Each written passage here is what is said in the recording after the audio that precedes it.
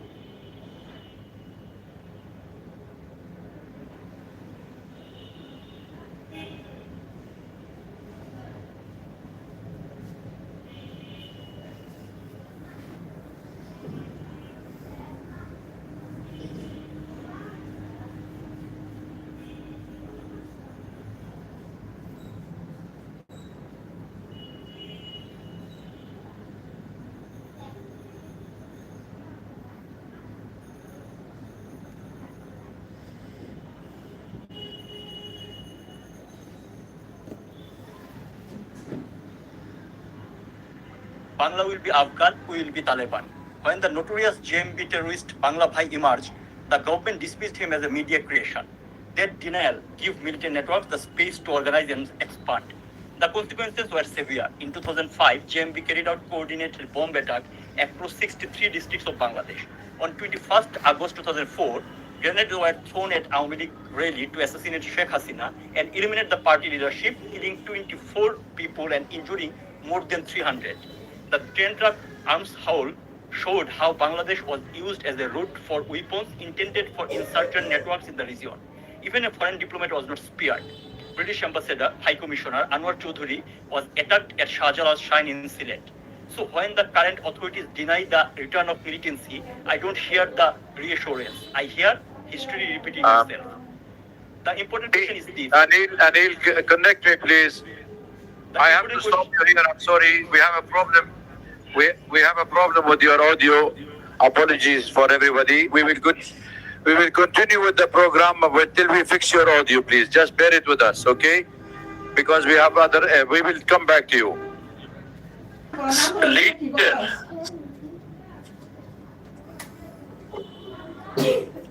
Good evening, everyone. Present over here today. Thanks for joining us today. And special thanks to everyone who is broadcasting in Bangladesh, despite of government's technocratic, electronic, dictatorial statement of not letting our Prime Minister, the former Prime Minister of Bangladesh, our party president.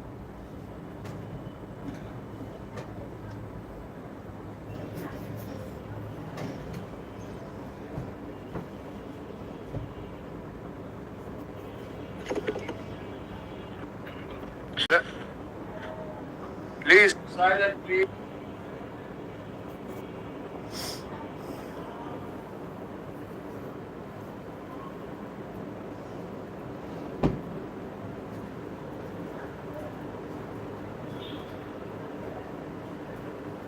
Of a vision, and we believed in the vision so deeply that we carried her to a landslide victory, and she did not forget that promise. She took a country that ranked number one in corruption and built it into one of the fastest growing economy on earth. She found a nation built by bare khamba lamppost without wire and electricity, and built it with less innovations. She found a nation where trust funds and foreign aid were looted, where 10% commission to however is a must thing to get a tender or any kind of business in Bangladesh. And she created, from that nation, she created Padma Bridge with her own money. Okay, thank you. She never stopped building for the youth, not once. And late today, she sits in exile because of a conspiracy meticulously designed to turn the youth against her, to use the youth, the very generation she built for as instruments and dismantle the future. Look at where we stand now. The ranking of Bangladeshi passport is at the lowest point in memory. Our youth cannot travel abroad even for their studies. Inside the country, more than 2 lakh, I repeat the number 2 lakh, students are unable to join their institution, along with more than 3,000 professors, due to having the ideology of progressive Bangladesh, the ideology that Bangabandhu Sheikh Mujibur Rahman gave us. They can't join because supporting Bangladesh Student League. This is going on in Bangladesh. I will invite you all to see the condition of the students, what they are going through, their family, and apart from their family, kindly look at the professors and their family. So I also want to remind you one more thing about the police killing. Today is 5th of August, just 2026, 2 years of ouster of our government. 2 years before this day, they celebrated as their victory. But I don't treat this as their victory. This day is especially dedicated to the police, because more than 3,200 police officers were killed in 5th of August 2020 during the July-August terror.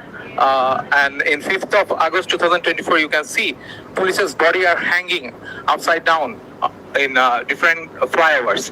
This is not acceptable. Bangladesh police or the first police force who stood beside us during the War of Independence, the first police force who stood beside us for that, they are now facing the consequences. I also want to raise one more concern. Bangladesh authority has recently taken a decision to issue passport to all Rohingya without any kind of verification and proper recording. This will become a global security threat. You can understand the ARSA and RSA, RSO, they are highly getting trained within the border with the help of Bangladesh military also.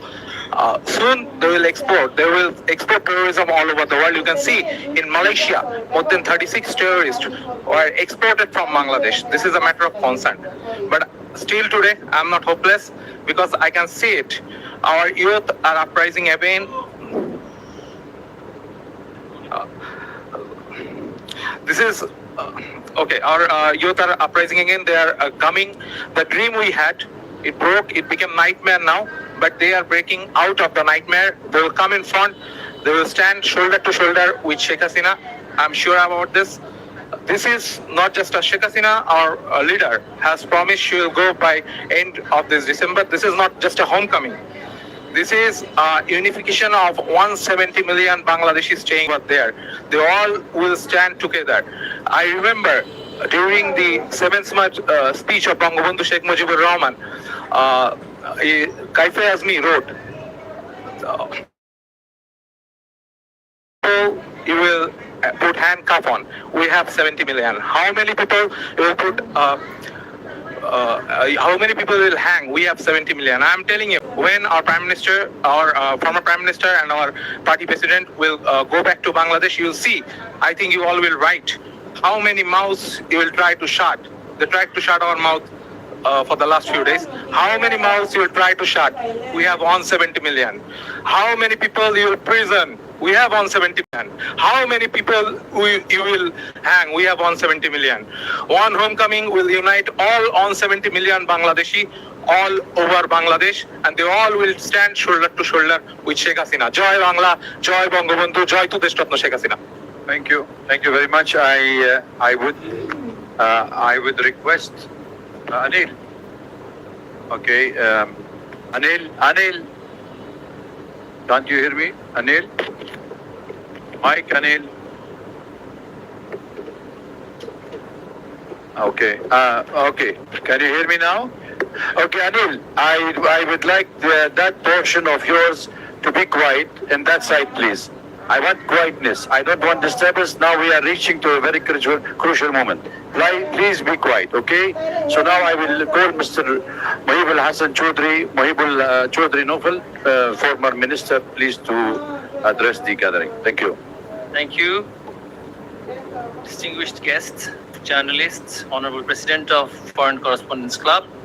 Thank you for the opportunity to address today's esteemed gathering.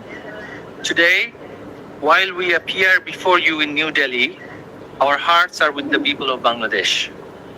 Our leader, President of Bangladesh Awami League, who has served the nation as Prime Minister for 20 years in 4 terms, will address this event. Ladies and gentlemen, today marks 2 years since the violent ouster of our government in Bangladesh. And many of you are aware, a lot has happened over the last 2 years and the months leading to August 2024. When the uprising against our government began, our young people were told violent ouster of a government will lead to a discrimination-free Bangladesh. Instead, the past 2 years have left our country deeply divided and in a state of anarchy and chaos. Hope had been replaced with hate. Dreams have turned into nightmares. Prosperity have been replaced with poverty. Justice have been replaced with revenge. Ladies and gentlemen, today, through our leaders' address and presence, we urge our citizens, we cannot continue on this divisive and destructive path. It is time we chase unity over division. harmony over hatred, dialogue over confrontation, and justice guided by rule of law, not revenge. Ladies and gentlemen, today, across Bangladesh, millions of our citizens are struggling with high inflation and unemployment. Opportunities for young people are shrinking. Violence against women and children, journalists, lawyers, business people, and ethnic and religious minorities continue unabated. Anarchy and chaos rule society, not politics. It is, and this must change. Too much has been lost, too many lives are affected. We, as a political party, believe democracy and economy to thrive, an inclusive political polity must be established. It is in that spirit our leader Sheikh Hasina has expressed her desire to return to Bangladesh. Her and our party's objective is not to seek revenge, but fair justice and harmony. We seek a Bangladesh where political differences are resolved through democratic dialogue, where every citizen will enjoy rights under the law.